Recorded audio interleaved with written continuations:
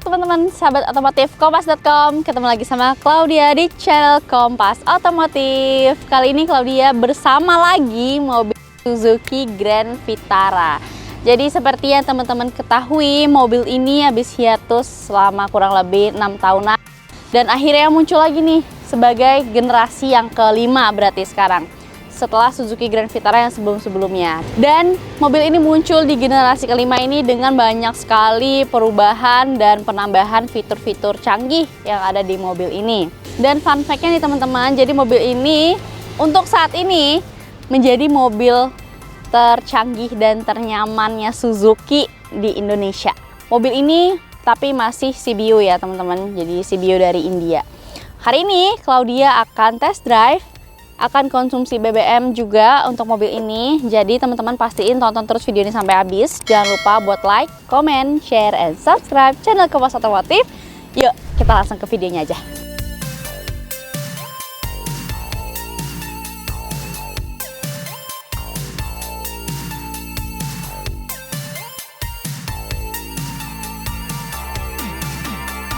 Jadi ya teman-teman, tadi kan Claudia udah cerita juga kalau ini mobil udah masuk ke generasi kelima.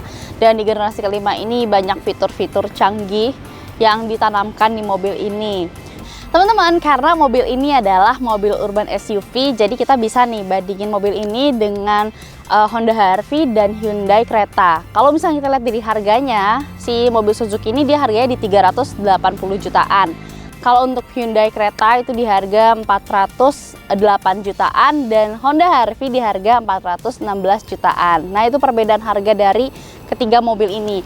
Untuk fitur-fiturnya di Honda HR-V dan Hyundai Creta dia udah disematkan safety sense. Di Suzuki Grand Vitara ini belum ada, tapi Suzuki Grand Vitara ini hybrid. Nah, di situ jadi ada plus minusnya nih kalau kita bandingkan sama yang ketiga mobil itu.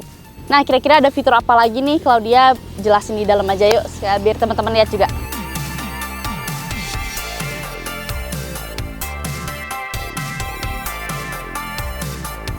Nah, kalau dia udah di dalam mobil Suzuki-nya nih, mau ngasih unjuk fitur-fitur yang ada di head unitnya dulu. Ini head unitnya ukuran 9 inci, terus juga udah connect ke Apple CarPlay dan Android Auto. Bisa pakai kabel ataupun wireless. Nah, terus di settingan ini juga kalian bisa lihat atau ganti ambience light-nya lewat head unit ini. Tapi ambience light-nya itu nggak bisa diganti warna, cuman bisa dinyalain, matiin, dan sama ngatur keterangannya itu bisa. Dan ambience light-nya itu ada di dashboard dan di sisi pintu. Cuman kalau siang nih juga nggak kelihatan. Selain itu, kita juga bisa lihat fitur kamera 360-nya nih dari head unitnya. Nah, karena mobil ini udah ada kamera 360-nya dan kalian bisa lihat lewat head unit.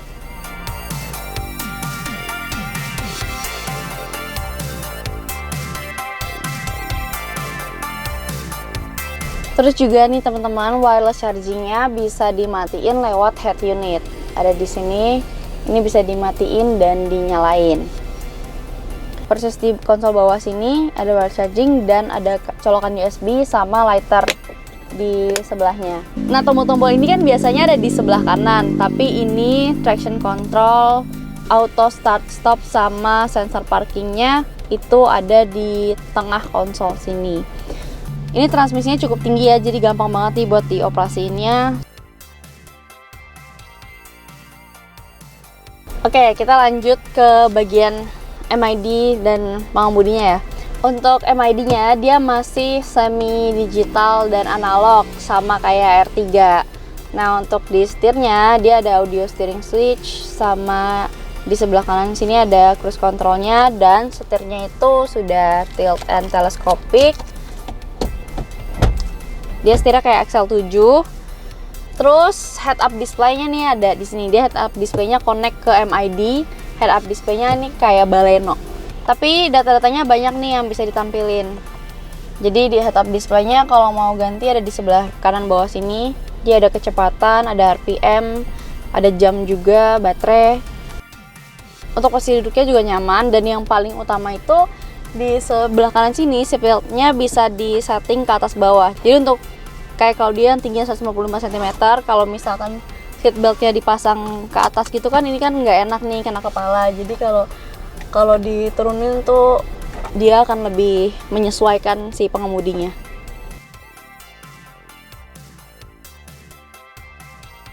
Nah, untuk panoramic sunroof-nya nih dia udah otomatis ya penutupnya. Jadi dia udah otomatis, dan bahan penutupnya ini dia dari kain ya teman-teman. Jadi kalau misalkan panoramic sunroof-nya ditutup, dia masih agak nerawang dikit kalau siang.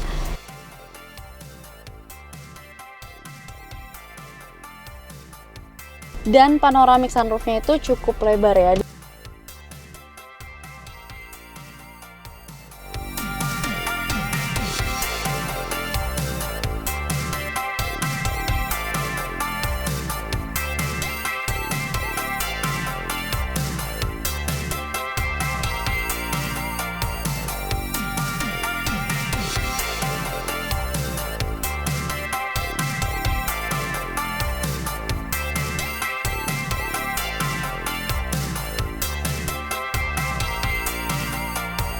Nah teman-teman, sekarang kalau dia udah jalan nih pakai Suzuki Grand Vitara, untuk visibilitasnya dari mobil ini aman banget, depan, belakang, kanan, kiri, pilar A-nya juga aman.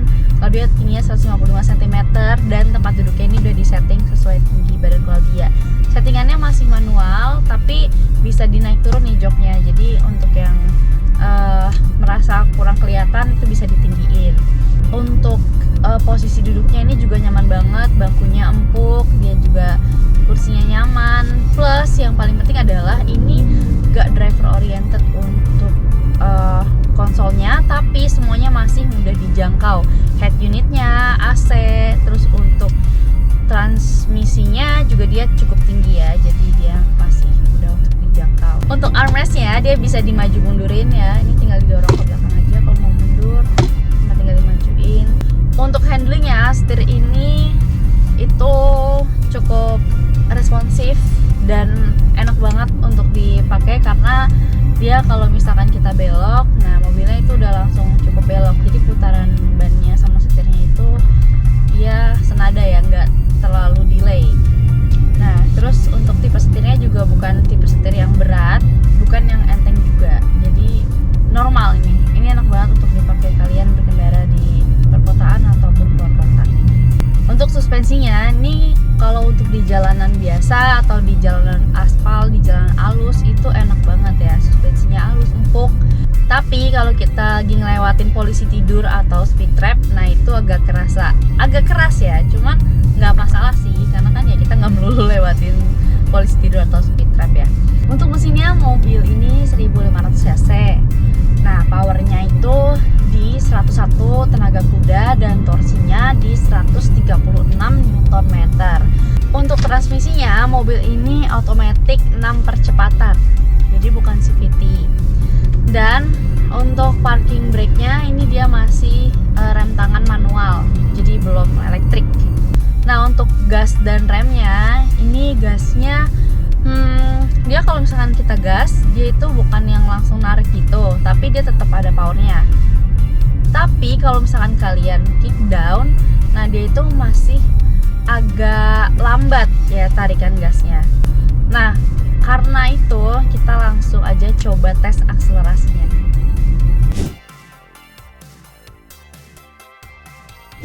Karakteristik mesinnya sendiri, karena kalau dia di dalam kota nih, kalau dia sekarang lagi di kecepatan 40 km. Nah dia ini stabil RPM-nya di sekitar 1200-an. Jadi BBM-nya dia pasti akan irit ya. Oke, tadi udah tes akselerasi. Sekarang kalau dia mau ngasih tahu ke teman-teman nih konsumsi bahan bakar dari mobil ini. Kalau dia udah tes mobil ini sejauh 67 km dalam kota, Hasilnya itu 16 km per liter. Jadi untuk hasil segitu berarti mobil ini tuh cukup irit ya, karena kan udah di jalanan yang macam-macam, yang lancar, macet, stop and go, dan hasilnya segitu, mobil ini tuh irit. Tapi kalau misalkan hasil konsumsi bahan bakar itu pasti berbeda di setiap mobil, karena tergantung dari cara membawa mobilnya dan bahan bakar yang digunakan.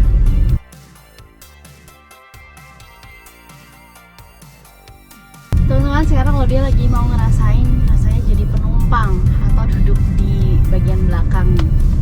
Nah, untuk kenyamanan duduknya ini cukup nyaman karena paha kita nggak gantung ya gitu. Jadi pahanya tuh nempel di joknya, dan postur dari pinggang ke paha tuh ini pas banget nih di kursinya nih. Nah, kalau dia tingginya 155 cm, jadi untuk headroom dan legroomnya ini masih cukup luas sekali, dan kalau kita lonjorin kaki juga masih cukup luas banget. Headrestnya adjustable nih, depan, belakang itu adjustable. Di tengah sini ada armrest plus cup holder. Seat beltnya juga lengkap, ada 3, kanan kiri, tengah. Dan yang paling penting adalah ada 2 chargeran, yang satu USB dan yang satunya Type C, plus ada AC juga di bagian belakang. Overall bagian belakang ini cukup nyaman, apalagi kalau misalkan kita berkendara keluar kota sambil sunroofnya dibuka, dan itu jadinya tuh enak banget ya. Ini kelihatan terang karena seperti yang tadi Claudia bilang, sunroofnya ini kebukanya dia lebar banget sampai belakang.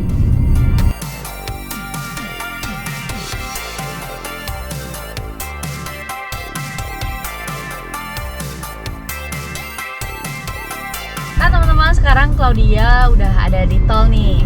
Untuk rasa berkendaranya sendiri atau karakteristik mesinnya dari si Suzuki di tol sama di dalam kota itu sebenarnya nggak ada jauh beda. Cuman kalau di tol nih, ini kayak sekarang nih Claudia lagi jalan di kecepatan 60. Nah di kecepatan 60 ini dia putaran mesinnya masih stabil bertahan di bawah 2000 rpm. Ini sekarang ada di sekitar 1400-an. Jadi kalau misalkan kita lihat dari sini kan berarti ini mobil bisa kita bilang tuh irit ya, karena di kecepatan segini aja dia masih stabil di bawah 2000 rpm. Teman-teman, di depan Claudia kebetulan ada mobil nih, dan karakteristik dari mobil Grand Vitara ini kalau di tol itu dia gasnya, tarikannya agak lambat ya. Jadi walaupun Claudia udah injek, dia nariknya agak lambat. Nah tapi biar tetap kita bisa nambah tenaga dari gasnya ini, kita tinggal mainin pedal shiftnya aja nih. Nah kita tinggal mainin pedal shiftnya, terus kita turunin giginya, nambah deh dia tenaganya. Nah selain pedal shift, di mobil ini juga sudah ada cruise controlnya nih. Sama seperti XL7 ya, ada di setir tombolnya dan bisa diatur kecepatannya. Tapi ini belum adaptif ya, jadi remnya kalian masih harus manual. Nah selain dari fitur itu, mobil ini juga fitur keselamatannya sudah cukup baik ya, atau safety-nya juga sudah cukup baik, seperti airbag-nya ada 6, terus sudah ada ABS, EBD, terus juga hill start assist-nya juga sudah ada, dan di bangku belakang itu kursinya sudah ISOFIX.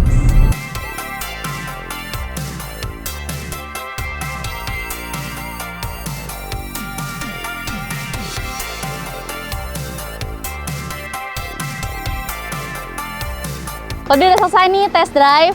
Tadi udah dibawa ke dalam kota, luar kota juga. Terus impresi berkendara di dalam kota dan luar kota nggak ada perbedaan ya. Cuman mungkin yang lagi di highlight adalah pada saat kita mau nambah kecepatan atau kita mau kick down gitu, nah itu agak lambat. Jadi kita harus main di pedal shiftnya. Terus kalau misalkan untuk fitur, ada satu fitur nih yang sebenarnya itu fiturnya bagus karena itu membantu mobil ini tuh jadi lebih tambah irit. Tapi kalau misalkan kita jalan di Jakarta nih, yang kadang-kadang jalannya suka lucu nih kalau macet. Jadi kadang berhenti jalan. Terus nanti auto start stopnya itu dia nyala mati, itu mungkin agak ganggu ya. Tapi fitur itu bisa dimatiin kok, jadi nggak usah khawatir.